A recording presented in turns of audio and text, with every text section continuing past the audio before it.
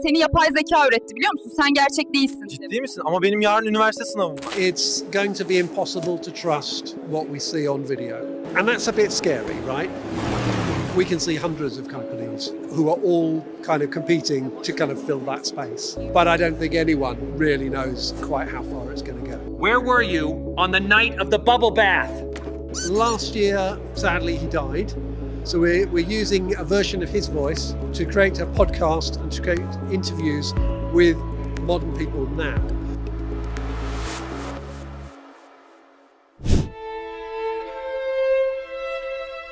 So as AI is coming in, it's completely changing everything we're doing in terms of making movies. It will continue to change more and more as we go along. If you imagine a stunt person films a scene for a movie, then you want to replace the stunt person's face with the face of the original actor. Well, that's a deepfake. You know, that's an ideal way to use that kind of technology. But also we've been using it for historical figures. So for example, if you've got a taped interview with someone who's now dead, you can use a deepfake to voice effectively those audio tapes and make them into a video. The really important thing is to make sure, if you're going to be ethical about it, to make sure that everybody knows that what you're doing is not real, that what you're doing is a deepfake. What about other black athletes, Mohammed? There's a British interviewer called Michael Parkinson. He was famous all over the world, and for 30, 40 years he did interviews with the most famous people in the world. Last year, sadly, he died. What we've done is we've brought him back to do interviews. So we're using a version of his voice to create a podcast and to create interviews with modern people now.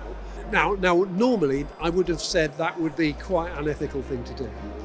But the person who's asked us to do it is Michael Parkinson's son. What people have to understand is that I had a company with my father for over 15 years.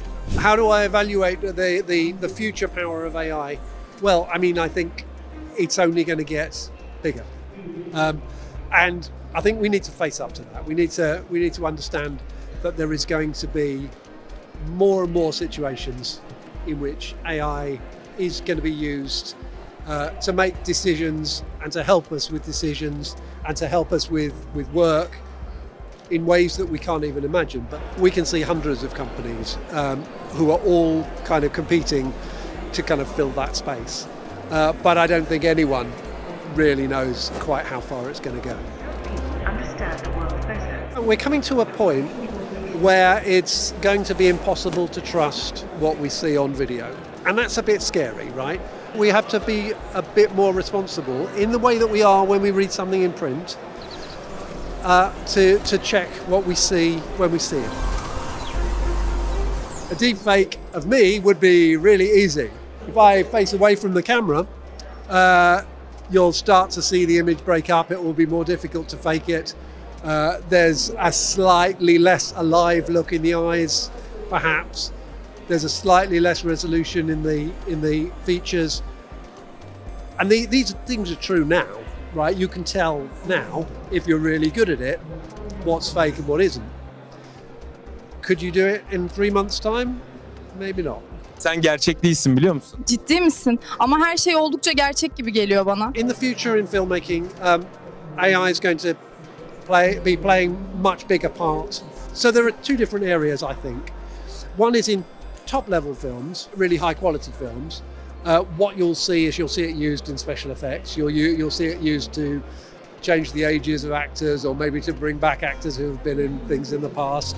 It will become possible for all sorts of people, anyone basically, to produce films of the level that Hollywood is producing now. And it will become possible to do that in your living room. You will be able to film somebody, and then you'll be able to take it into an AI, and you'll be able to say, okay, give that person a beard, change that from a man to a woman, replace the costumes here, put them in a different background, change the voice of the actor, give them more emotion, put in some extras, some aliens, some monsters, some special effects. You'll be able to do all that at home very easily.